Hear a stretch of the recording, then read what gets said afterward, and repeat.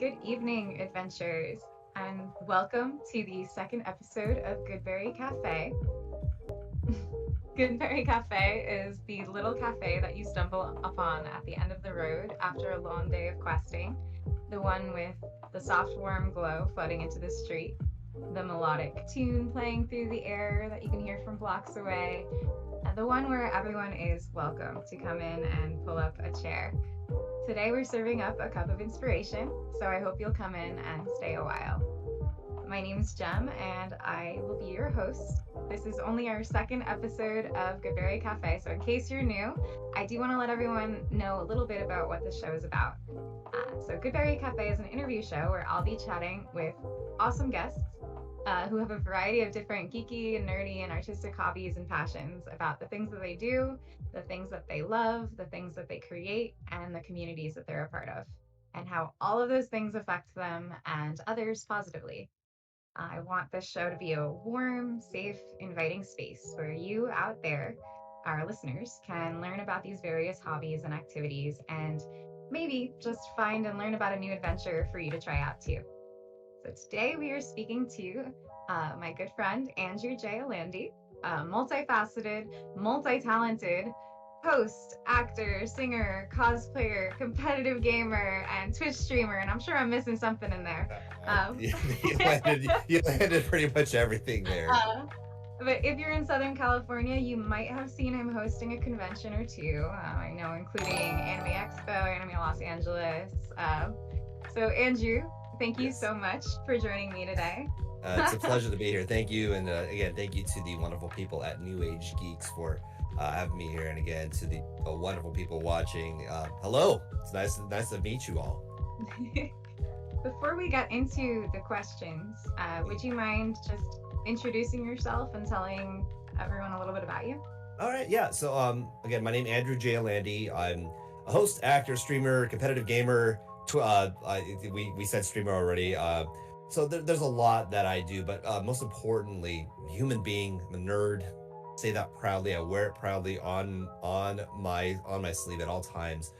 From Southern California, I've been to multiple anime conventions, some of which include, again, Anime Expo, Anime Los Angeles. I've been trying to branch out to conventions all over the United States and even hopefully some out of the country. You never know. But beyond that, I've been a nerd for my entire life and couldn't be happier about it now. And my journey with nerddom has taken me to many places I didn't think were possible. So again, I'm just super happy to be here and ready to go for the most part.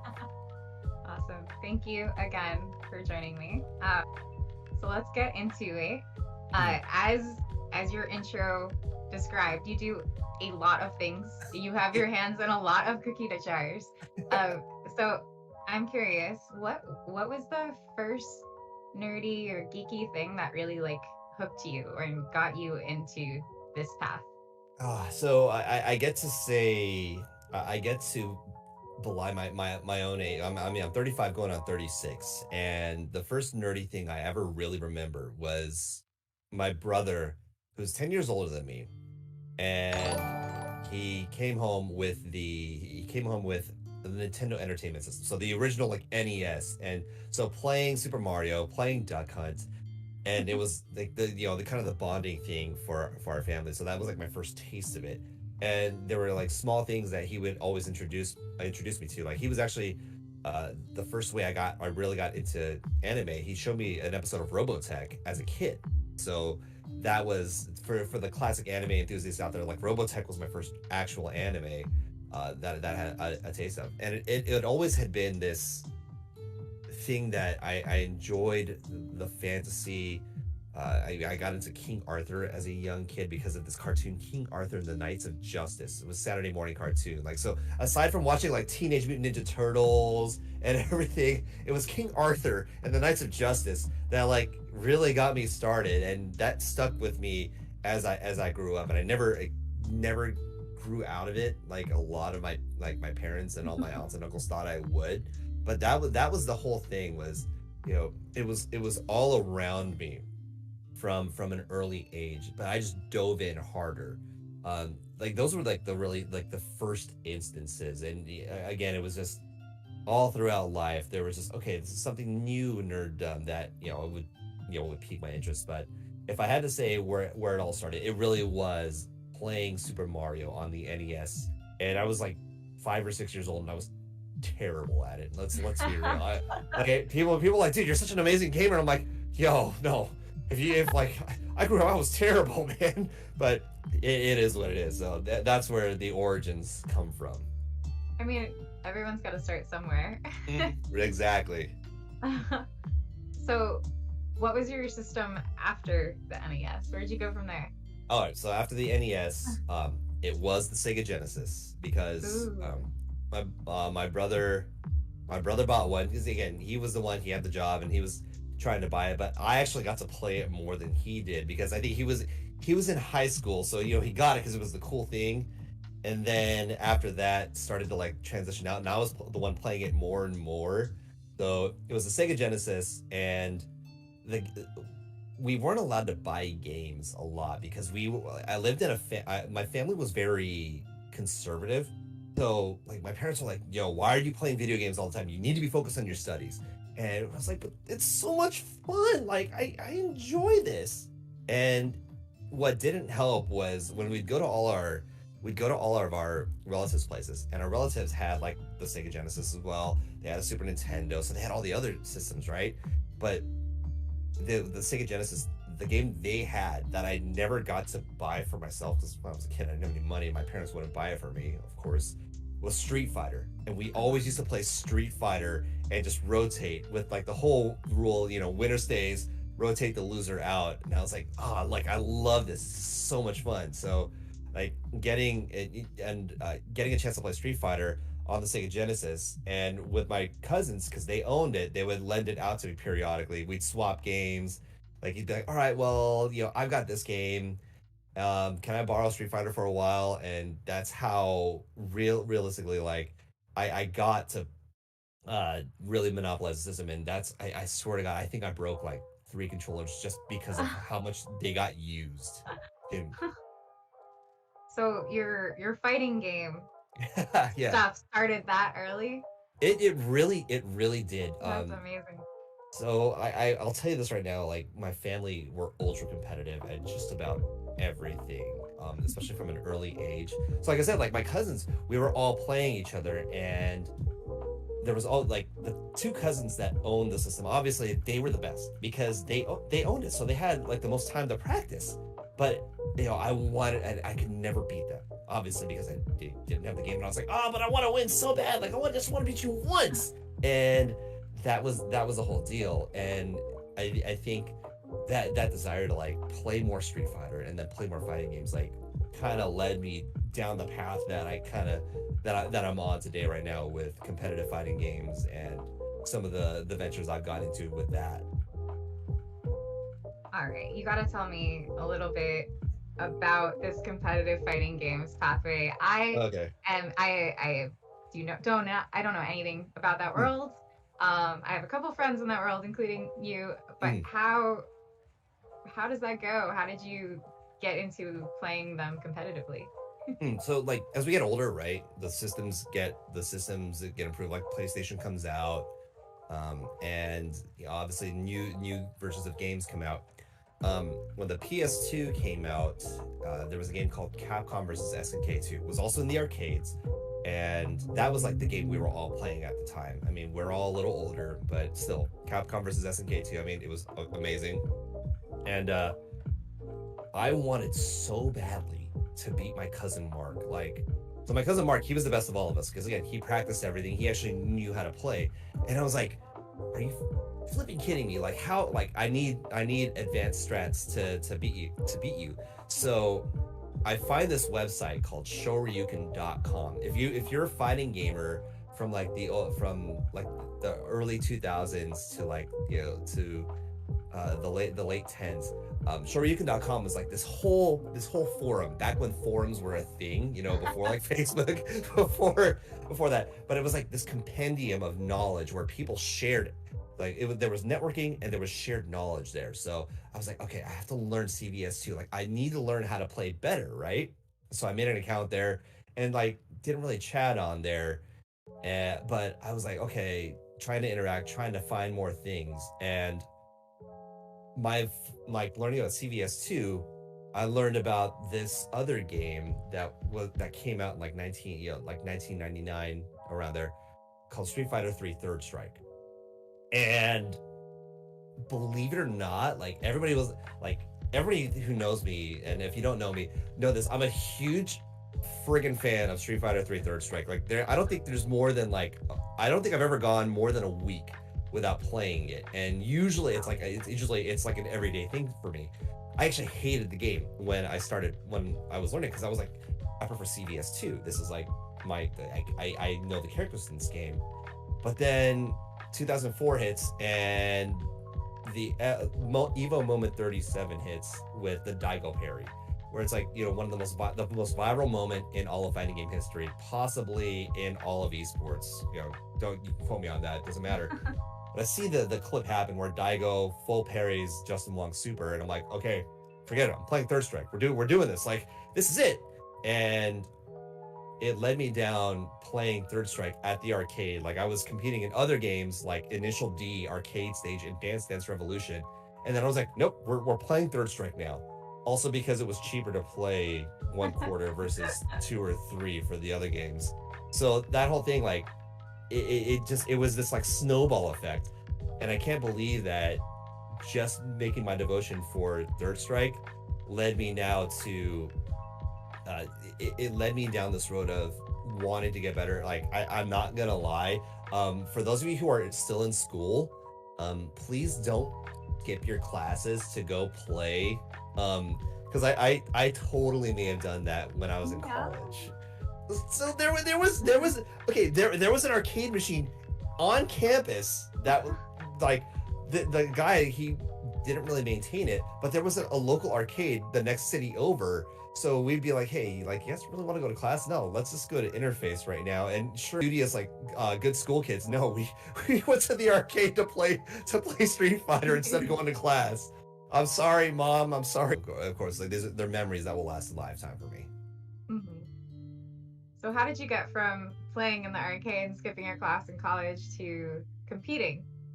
So 2005. So there were these videos that were being released by Family Fun Arts California. Unfortunately, they closed down in 2012. But if you, they do have a little inlet at like one of the arcade museums out here in the valley.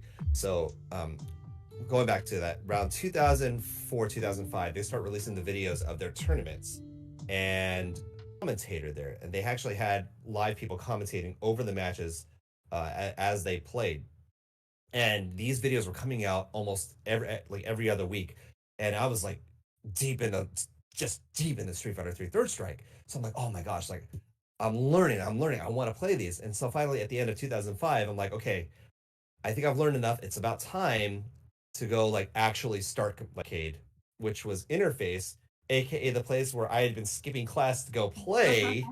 So they had that tournament there. I went 1 and 2.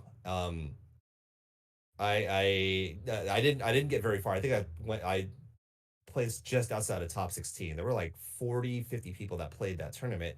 But it was like I'm hooked. Like I didn't go 0 and 2 my first tournament. And I met like so many like really cool people. Like I met a lot of the top players that I had been idolizing through these videos. And so like every other week I was starting to like drive out now to Simi Valley to go play there, or I'd be in Granada Hills to go check out the Family Fun Arcade, the ranking battles as they called them. And it was this whole thing where I was seeing more and more people, and I was learning more about the game. And it was that like iron sharpens iron, where you would go 0 and 2 in a tournament, but you just want to come back and you want to keep playing more because it was the community that I was really enjoying. And we kept doing tournaments more and more. And even when I moved out for like acting school, like I would still go back to try and play in a couple of tournaments here and there when I still could, when the weekends allowed me to do it. So it never stopped for me at that point. And like thinking back on it, man, those were some fun times, like 2, 3 in the morning playing Third Strike. Like you can't even, you can barely execute. You're like, dude, I'm exhausted. All right, dude, let me pound a monster and we're okay. Well, like, give me a monster energy drink. All right, I'm good. All right. And then getting home At like 3 in the morning, your ears are ringing from all the bells and whistles of the arcade. But like, man, that was so fun. Are you so are you still involved in the competitive fighting games Oh scene? yeah, I think I took an even deeper dive. Um, So, uh, obviously in 2000, late 2008, early 2009, Street Fighter 4 came out, and it sort of revived the genre since around that time in the mid aughts, going to that early time, um, the arcade scene was really dying out, and uh, people were kind of favoring more the home console play. I mean, there was four. Like I played it, but I was like, I'm not really feeling it. I'd rather play three. So while four was happening at the few arcades that I was going to, so now not only like Family Fun Arcade, but also Arcade Infinity over down in Roland Heights, which was like one of the big places to play SF4. I was running Third Strike over there, and we would run tournaments at Arcade Infinity that were like $1 entry because that's all we wanted to do. We wanted to play in wait. those games. So um, we would do that, and we would still keep meeting people. Arcade, which still held on for a lot of people until invariably that closed down too. But it was all these community places for us to celebrate. I fall into this now is I turned into a commentator. So I mentioned that I went to acting school, and I decided to use some of those tools but I wanted to up the game. So I took a lot of the tools I learned from my time at acting school, the American Academy of Dramatic Arts, paired that up with sports knowledge and tends to now, and where it's led me now. So I'm one of the voices of the Jazzy Circuit. The Jazzy Circuit is the premier Street Fighter 3 Third Strike tournament series in North America. Wow. So for the tournament that happened, the finale last year, I was actually on the main comment. I was on the main commentary booth with my friend. We call him Tommy Two Step. His name's Tommy Rollin. Tommy Two Step. Uh, and we got to commentate a fantastic grand finals. Uh, it was super fun. It's gotten me as far as Japan actually. In 2017, we went to this event called Cooperation Cup, biggest Street Fighter 3 tournament in the world. It's a team tournament, and it was the first speak English, so it was an English speaking stream, and I was one of the first commentators to do that one. They tweeted it out, Wow. and it was fun. So it can definitely lead you somewhere. And it's again, it's just been nothing but boons to be a part of this community and having let my talent to again. It's amazing. Like Yeah. going from just playing in the arcade to Mm-hmm. traveling Mm-hmm. to host that pathway is Going to stop anytime soon. love it. Bringing it back Oh. to your acting. Mm-hmm. Um, so you went to acting school, you said? Yeah. So in 2007, my parents and my parents told me, hey, if you want to pursue, so they put me up at the American Academy of Dramatic Arts, super prestigious school. You have to audition to just things about my own speech. Now, if not, people know me now as, but you know, out there, easy to talk with.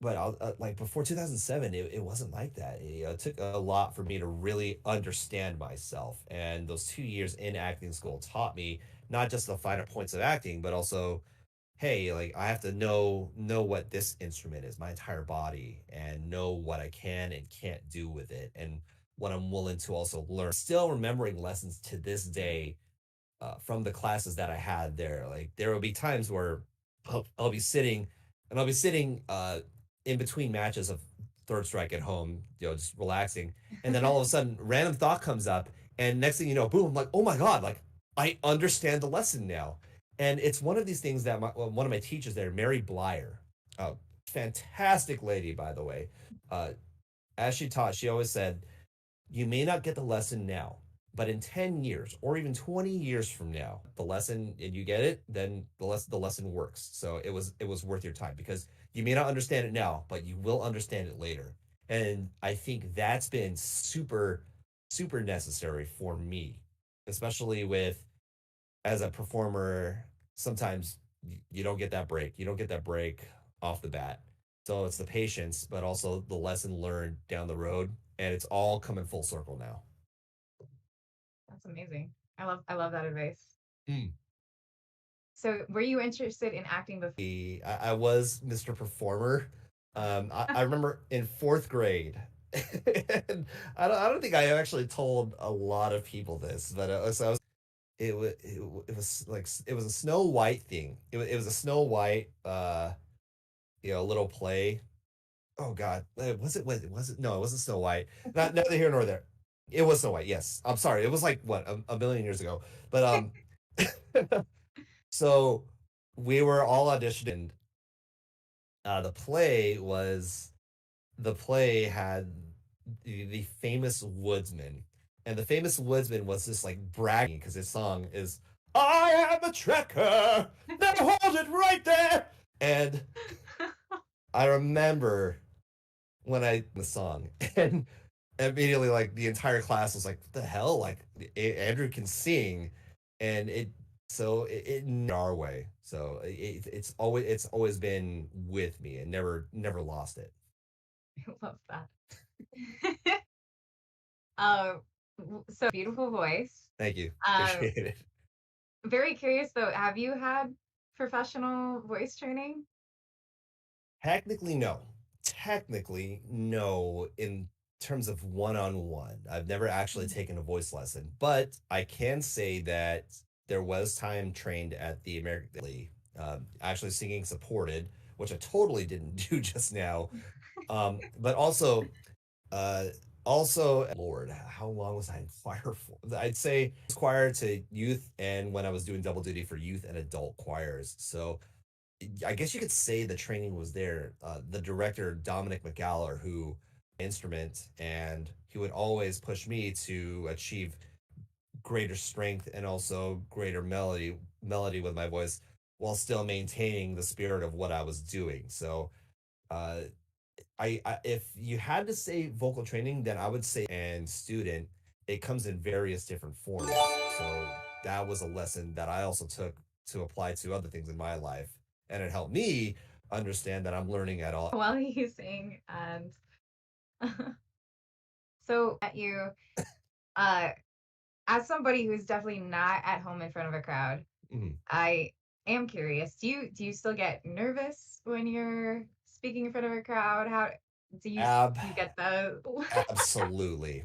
It's there's a quote from a famous wrestler, Jeff Hardy, and I'm gonna warn everybody right now. My life is described in a series of metaphors and simile. There's a wrestler named Jeff Hardy in 2001. Or it might have been 2000. It was the early 2000s. They were the WWE back then. It was the WWF. They were doing this desire package for all their main wrestlers, and one of them was Jeff Hardy because he was the charismatic enigma. He was the high flyer, and then he was a crowd favorite. And he was, it's just like if that fear wasn't there, it, it, there, there, it wouldn't mean as much. Like, and that's what fires him up about it. And for me, I definitely get nervous. Like every time, like I'm about to hit that stage, I don't. It doesn't matter how many times I've done it. It's the butterflies still well up. But the thing for me is if I know those butterflies are welling up, that means I still want to do a good job with it. If I don't feel those butterflies, then I know I'm not as invested. And to me, that's really the death knell. So for the for me, it's always the all right. If I'm feeling that nervousness, then it's doing it for the first time, every time, over and over and over. But for me, it makes it fresh, and that means every instance, every time we do it, it's something new to be experienced. And I try to turn it into I try to turn it into something that I can use to draw off of, so that when I get on stage, I'm drawing off of it and it empowers me. So even with nervousness, I'll take it and I'll make it something useful to me. that's that's awesome. I like that. I might steal that from your Hmm. book next Oh time. yeah, definitely. There's no stealing if it is freely shared. I gotta let you know that right now. Love it. Um, so you host competitive fighting games, but I Mm. know firsthand that you also host conventions. Mm-mm. How did that start? Or bringing it back even, how did How did the interest to host start for you? Okay. There are two different points, three different points. Okay, I'll touch briefly on the 2007 when Anime Expo was in Long Beach. Back when forums were a thing, the forum had this thing called the forum meet and greet, where people on the forum could like meet up, like meet each other, like, hey, it's this is the face behind the screen name, like how we do that nowadays. And I was asked to run a game for the forum meet and greet, so I ran this game called Hug a Buddy, which was a terrible idea at that time. Would not fly nowadays. But call Hug a Buddy and then call a number, and then the people have to form a number, like a cluster with that number, like Hug a Buddy 3. You'd have to form a cluster of three, and anybody who didn't have a cluster was eliminated. But it was a way for it was one of those like weird youth group games that like you thought was really useful at the time, but looking back, I'm like, dude, that was a Sounds like a terrible idea. horrible icebreaker. Like, It really was. I mean, it works, but so that got me that got me working there, as well as some of the events that we had been running as crew for Anime Expo, like the late comedy showdown, which my two good friends actually, Nick Rodriguez, aka Masa, and then my other friend Gary Iskir, who they had created that and then taken me on as one of the guys in the back to help them out, but I soon graduated to a more onstage role, and that's a whole different story.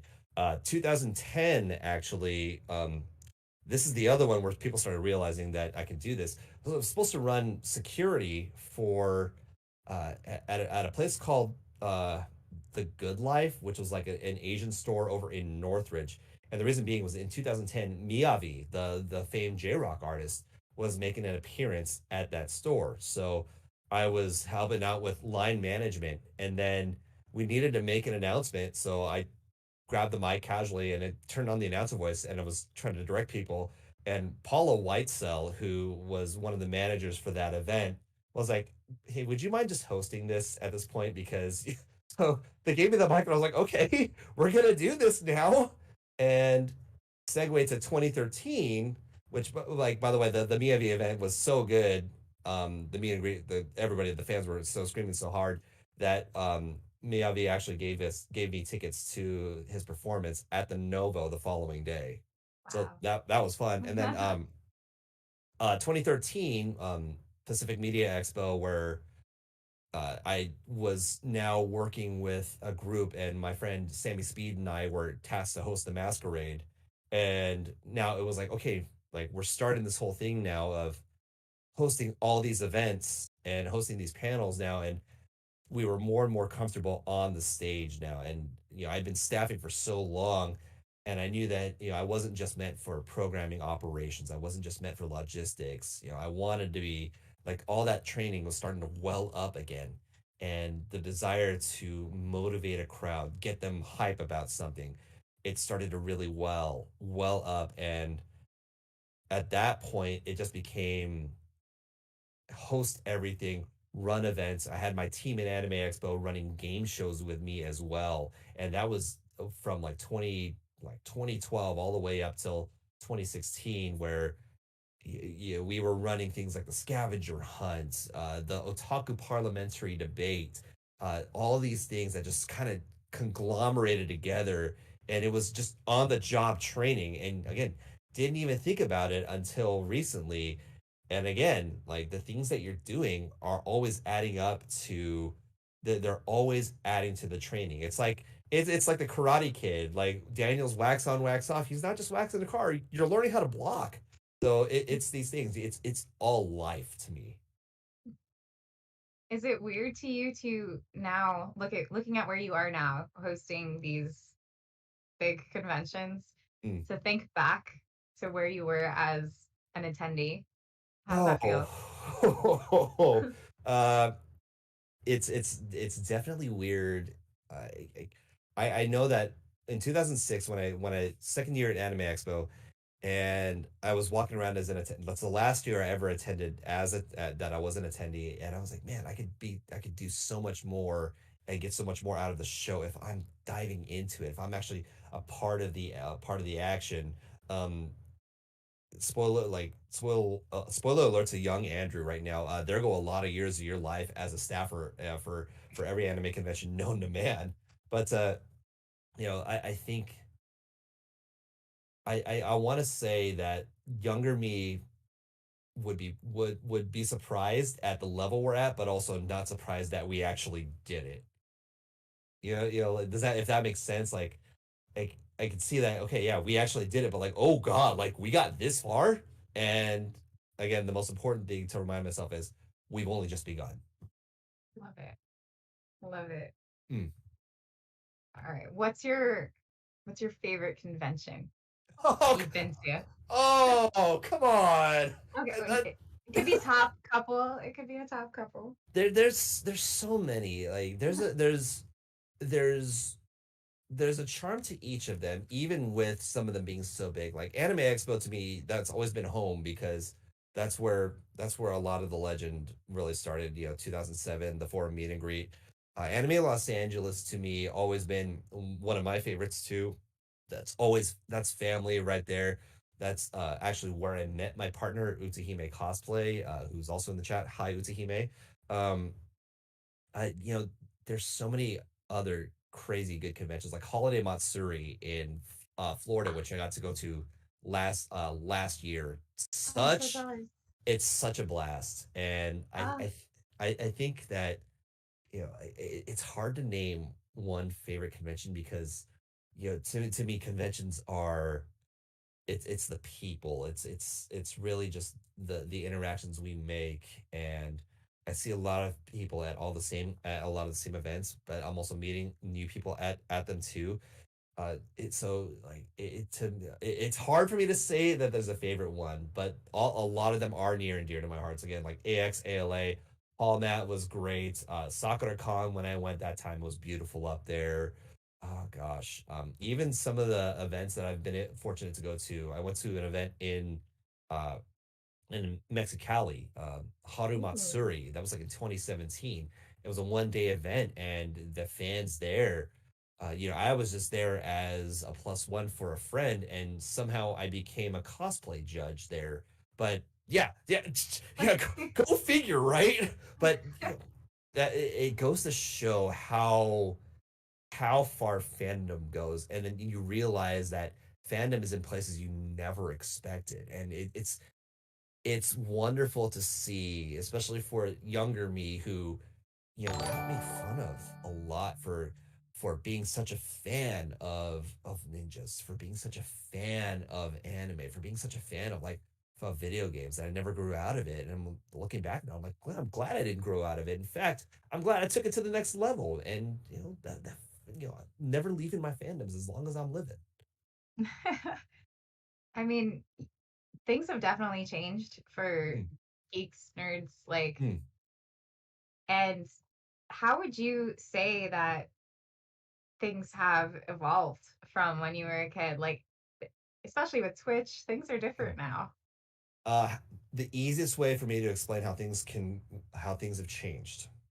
Um, you can go to anywhere you go to a grocery store, see a person wearing a piece of fandom, whether it be a t-shirt, have a geeky bag, and look at them and be like, "Hey, you rock." Like there's so a little anecdote. So I was getting lunch at a Panda Express probably months ago, and a lady and her kid walk in, and the kid's rocking a My Hero Academia shirt, and kids gotta be no more than like 10, 11 years old.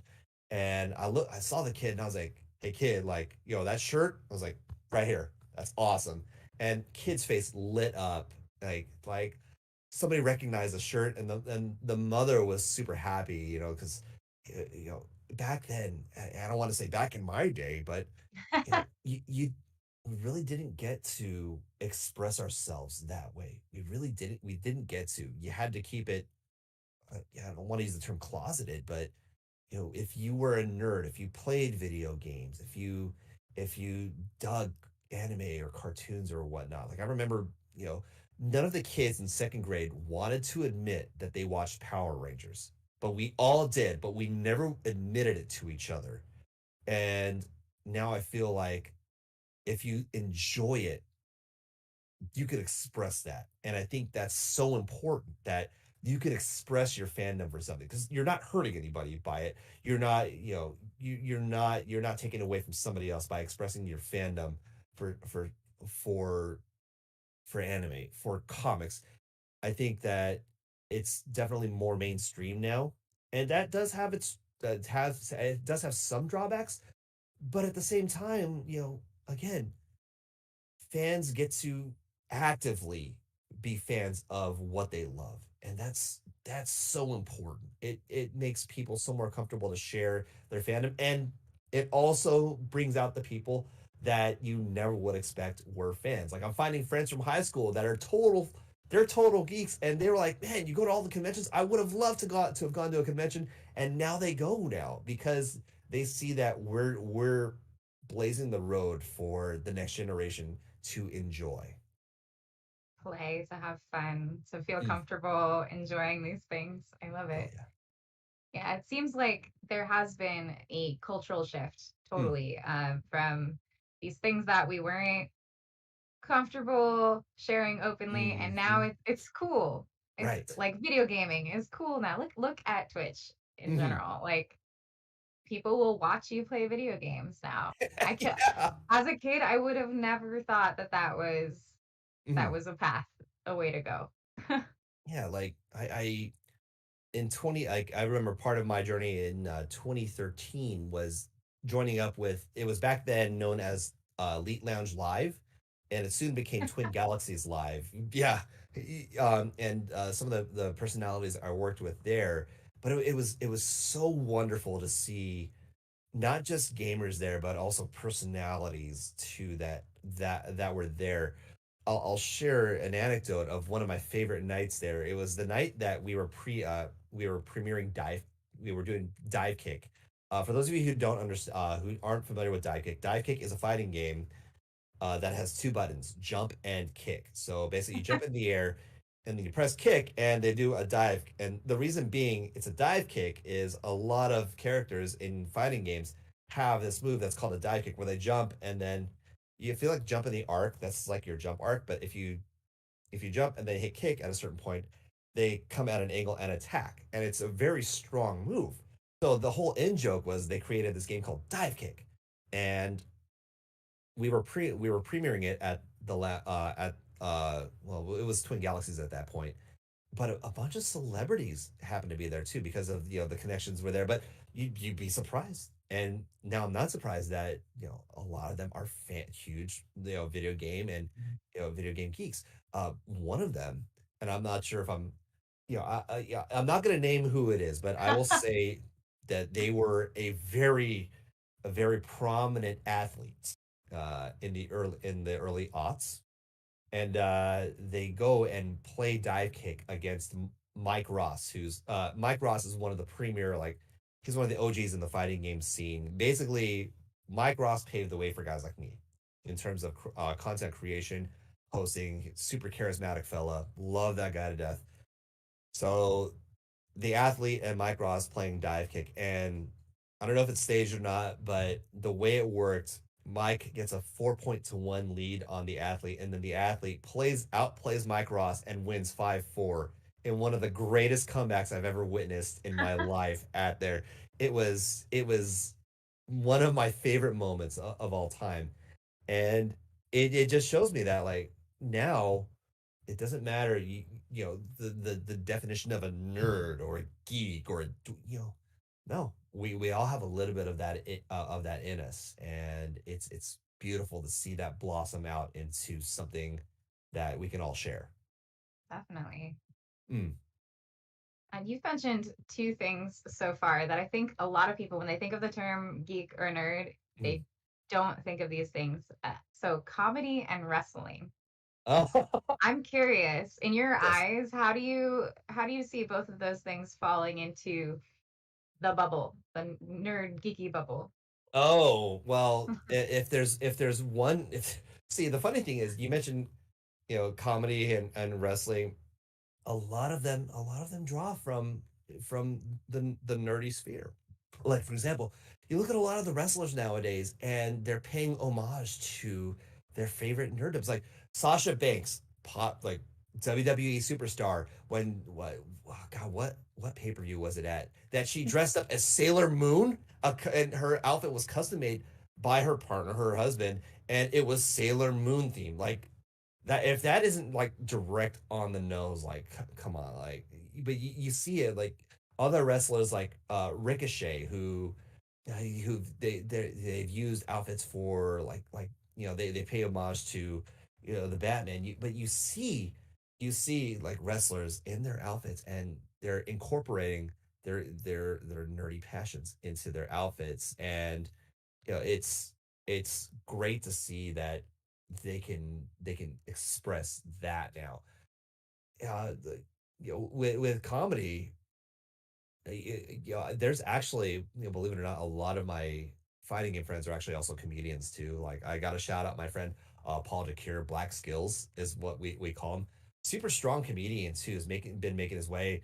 You know, it's fun because you get to see that this is a different side of them, and we're all just multifaceted. And finding out that, oh, hey, you play games, but also you do comedy on the side too, and no, not just the side, but this is your dream. And it's been, again, just beautiful to see how everybody, it's one great uniting thing for all of us. And because of this uniting thing, we now get to see the other facets of everybody, that we would never see if we hadn't gotten to that point of nerddom just yet. I know I personally have loved seeing the comedy show at the conventions. Oh, Uh, yes.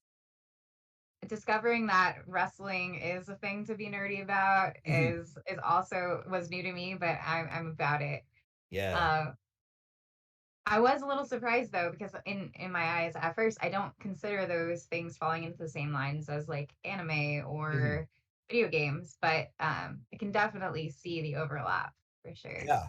Like, you mentioned, the comedy show again, with the late comedy showdown, and some of the performers from that, drawing from all types of things, whether it's the convention life, or they're making jokes about how, oh gosh, it was like this whole thing about Goku and Naruto being the exact same character, and like, oh, I'll never forget. I forgot what comic it was, but it was this whole thing about like, oh, I mean, orange jumpsuit, blonde at times.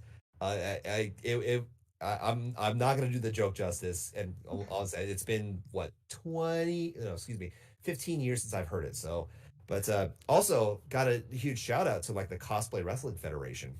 So, Cosplay Wrestling Federation, which happens at a ton of conventions all across the nation, where it's not so much wrestling, but it's the promo style that people have made, and it's a comedy show where people are taking, they're coming in cosplay, but they're embodying their characters, and doing wrestling style promos on each other, and really working their talents. And it's become this whole thing with storylines and actual rivalries, which the people love. If you hear people chanting CWF at a convention, you know why. And it's because the Cosplay Wrestling Federation is super hyped. I was one of the founding members of that, or was at the founding show. And again, super props to G and the crew over at the Cosplay Wrestling Federation. They've created something and run with it, and it's, again, taking your nerddom and having fun with it and seeing where it can blossom. And seeing these two things that I previously like thought didn't associate with nerddom, but now Mhm. being a part of nerddom, geekdom, Yeah. it's just more avenues for people to feel comfortable expressing themselves, feel Oh yeah. comfortable being themselves, and being into the things that they're into. I love the direction that things are heading. Oh yeah. It's a great direction. You're totally right. And with the direction, something that I know has blown up a lot recently, and I got bit with this bug, is D&D. Yes. Uh, I definitely, if you would have asked me 5 years or so, probably like 5 years ago, if I would be as obsessed with D&D as I am now, I would have told you you're crazy. Yeah. Um, but I know that you also play D&D, and you've Mhm. played in a couple of streamed games, or you're Yes. currently playing in streamed games. Mhm. Can you tell me a little bit about that? Yeah, so we finished our first season for The Nicest Contention, which was aired on the Initiative Order, twitch.tv/ the Initiative Order. Fantastic group as well. Uh, so that's like the first actual like ongoing campaign that I was invited to, and I played a character named Antrell Bradbury, who is uh D&D fans, please don't kill me for this. He's a human fighter, a variant human fighter, because like Arby's for Quentin Tarantino, because we want the feats. Um, thank you for laughing, Jen. The whole no the whole thing. It's been a blessing to be a part of the D&D communities that I've been a part of, and just TTRPGs in general, from the Initiative Order to Creators Assemble to independent streams like that, D'Angelo and Stella Luna, a couple others I can't announce just yet because I'm not allowed to. I'm still under NDA for that. But the most important thing has just been the community that I've been able to join and share in by playing tabletop. As a kid, again, like conservative background, you're not supposed to play Dungeons and Dragons. Woo, satanic panic, Oh and no. oh yeah, it was a big thing. And even today, when I still mention that, I'm going to play Dungeons and Dragons, there's that inner part of me that's like having to fight the urge to say something different instead of just saying I'm gonna go play D&D, like to my family. Some of them are a little more accepting of it, but it's still taking more time for me to get used to that, and it's an ongoing process.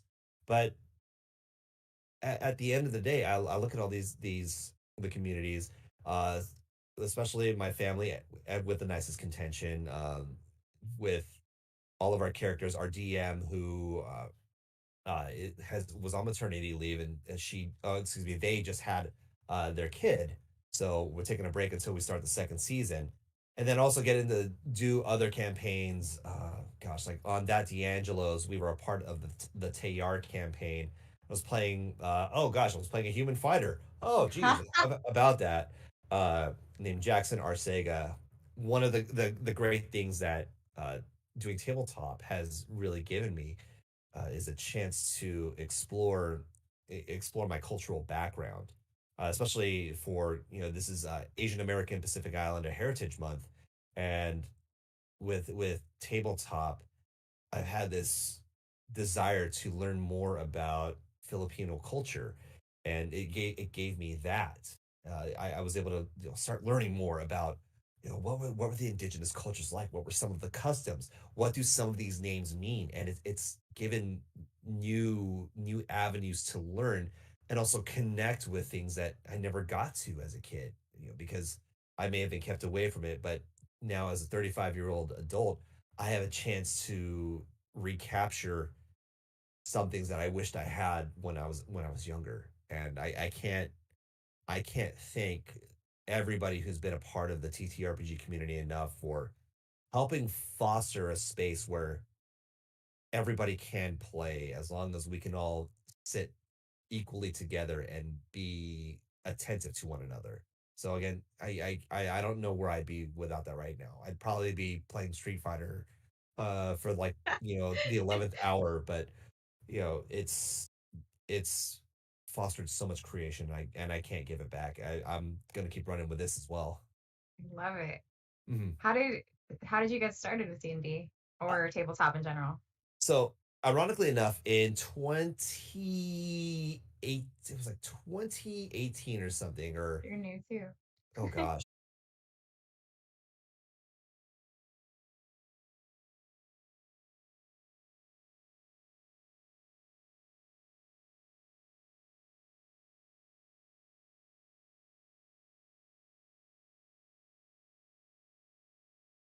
thread here. So that was like the first time I played it, and then I never played it again until the pandemic hit, where we started jumping into more channels. My partner Utsuhime had jumped into a bunch, and it started with her journey into more stream TTRPGs, and I was kind of helping run tech for her and following. And then next thing I know, I started getting the bug to be like, okay, I want to jump in on this more, and I started joining in on more of the streams now too. And fast forward, and now we're both doing our games. We're again networking with more people, and the itch to roll math dice just never leaves. It's I constant for us. think we're having some technical difficulties. Oh no! I Tech. know. Big surprise. Okay, we're tech. We need like the overlay, like the please stand by. I hear my dog like I hear my dog scratching at the door. Oh no. Oh, she's like it's our dog Artemis, who Mhm. again nerddom has influenced our naming of our pets. But she hasn't gotten to spend much time with me today. But I'm like, Dad's got to do a show, kid. Like, oh, not it's not our. Oh, okay. Apparently not our dog. Okay, never mind. I lied. I thought she loved me, man. I Oh, think we're gotcha. good. Hmm. Thank you for people still staying on. Um, Mm, so I do want to hear more mm, about your your streaming games mm. and your characters. Seems like you like human fighters. Yeah. Where does that come from? Okay, so when it comes to human fighters, I told myself it's a thing about familiarity, but it's also a matter of if I were in these situations, I really do wonder how like I as a human being myself would respond to this.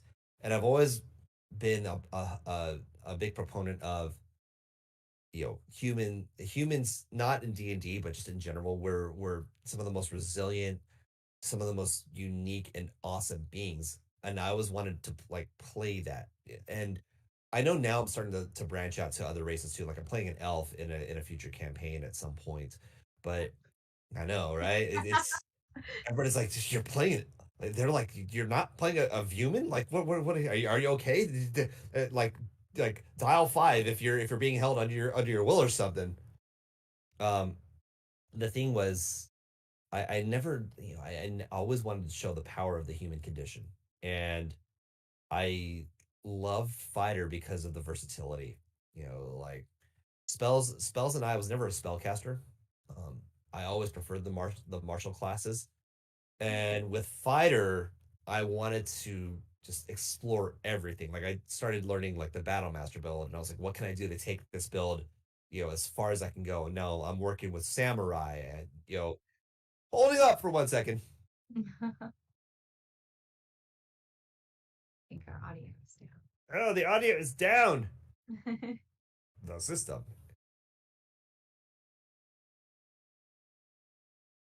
Ah, I don't think. And dance right here. No, I was gonna pick up my dog and show him, Ah, but very good. he's too big. Oh,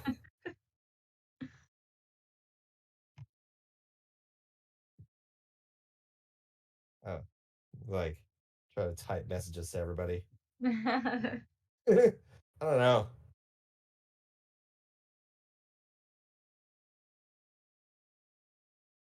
Chaos goblins. Oh, no.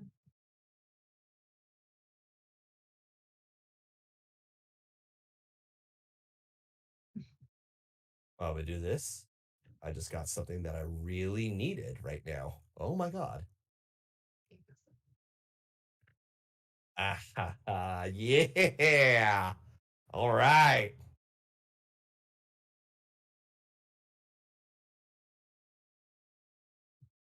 That is very good news. But it's a good thing that they can't hear that it's good news. But that's okay.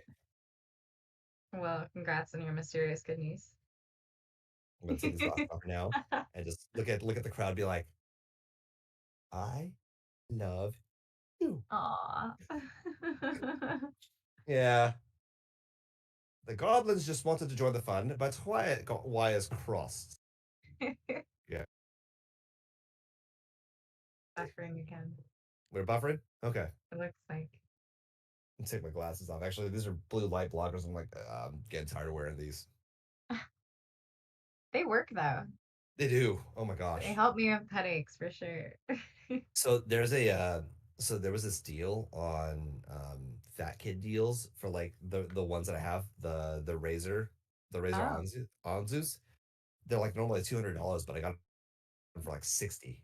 whoa, Yeah, dang. and they're like they have blue light blocker lenses, or you can switch out and put sunglasses in them. And then they have Bluetooth headset. So we are back. Are we back? Yay! Yay! Are we back? Yo, so thanks. Like, hey, people. I hear people's. Woo! Okay, sound is back. Awesome. Okay, hi. Again, I don't know where we cut off. So Um, yeah, I'll just go back to like, wow, we were talking about TTRPGs, right? yeah, and you being human fighter. Yes, Human Fighter. So I know people try to dunk on this, on like the most vanilla class there is, but I think that I always feel like if it's the vanilla class, that allows me to have more creativity within the class itself. If I'm not worried about trying to show off all the other things that other classes or other races may do. And I think this will change invariably as I continue with this TTRPG path. But I feel also that, with Human Fighter, it's versatility to me, and I want to take this class as far as I can possibly take it, do what I can with it. I am starting to branch out more with it, so that's also happening too. So, but like I said, like I have a future uh campaign where I'm playing an elf, and that'll be fun for me to see, okay, what's different about this. And to be fair, it's all fun to me. It's all Yeah. pure creation. That's the most important thing. And where do you take inspiration for your characters from? Oh geez. Is it like personal, like it's parts of yourself, or totally stepping outside of yourself? it's everything to me. Parts of I remember writing Jackson Arcega for the TR campaign on twitch.tv/that_D'Angelo.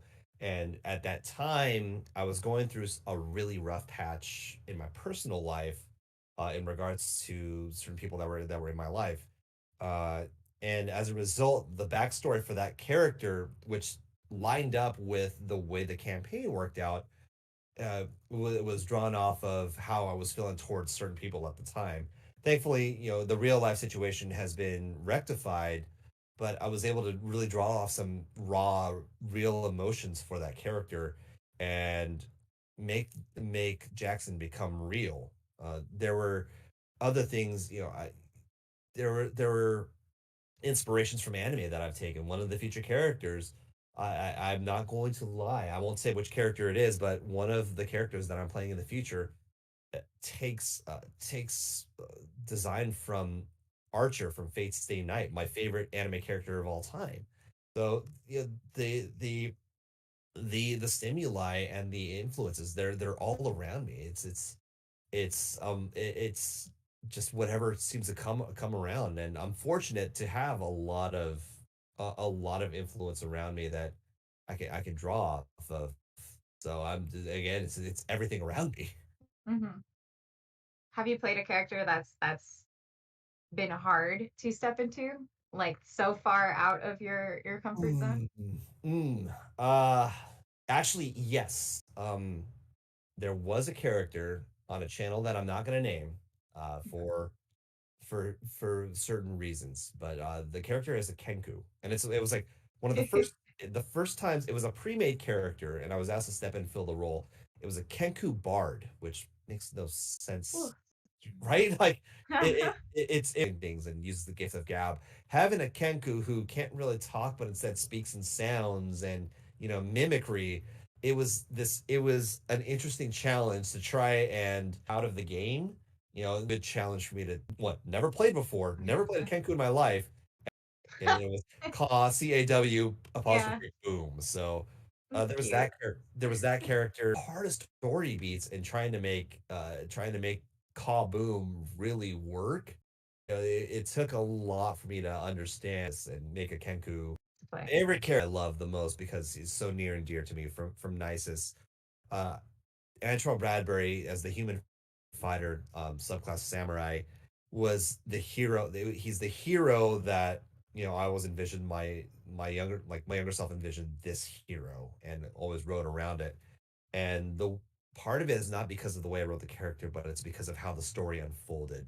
There was a beat in we found letters from the soldiers that were at the camp, and the letters were all about, I don't want to be here. I greatly miss our team. We're supposed to be the good guys, and yet we just freaking massacred a whole camp, under the guise of retrieving intel. Oh yeah. And it set off this whole thing for my character, my character being a soldier in the arm in another country's army that's been tasked to help this team out, and complete bring that out of me and is there to we're all heard, not just heard, but we're heard on movie quote unquote.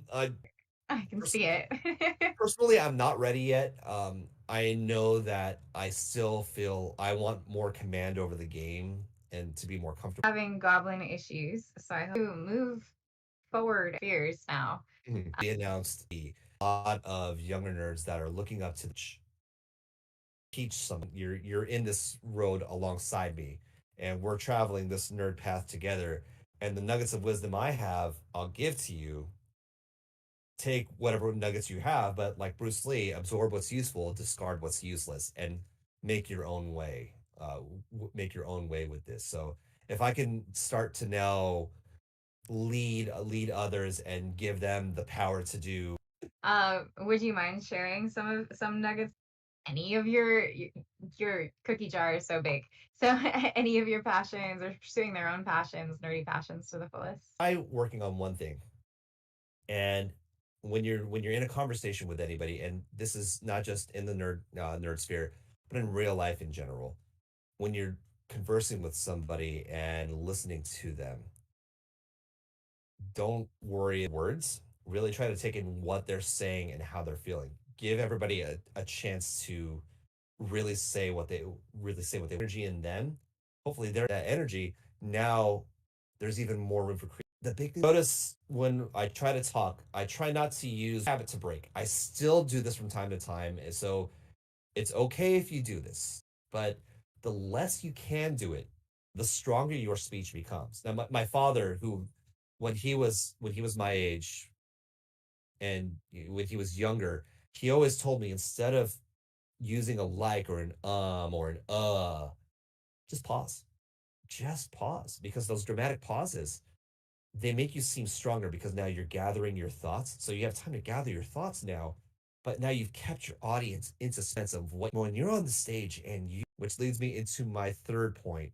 Take your time. Give yourself time to speak one thing but you still call. It may not come yet, but take your time and it will. Have faith, trust in yourself, and take your time. I love that so much. Thank you so much. But while we're waiting for Dig it so yes, much.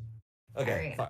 I'm gonna meanwhile, anyone in chat who has any questions for Andrew, please jump in. All right, let's see. Let's see what the dice speak. Which would you choose? Oh, I'm a Star Wars fan, a huge fan. Maybe want to try. Oh, what is your favorite D&D feat and why?